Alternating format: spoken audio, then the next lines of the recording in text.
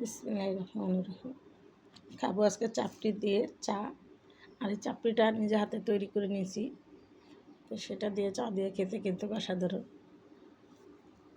সকালবেলা একটু চাপড়ি আর চা হইলেই চলে, তো হাই ফাই নাস্তা আমার লাগে না। আমার সকালবেলা একটু চাপড়ি, হয়তো 2টা বিস্কিট, আমারও কিছু হলেই হয়ে যায়।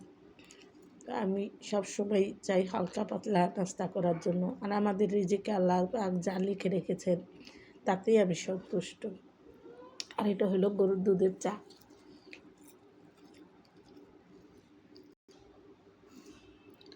ছোটোবেলা তো বাবার সাথে যায় হোটেলের নাস্তা কিনা খাওয়া হয়তো, চা কিনা খাওয়া হতো, সেখান থেকেই চা খাওয়া শেখা।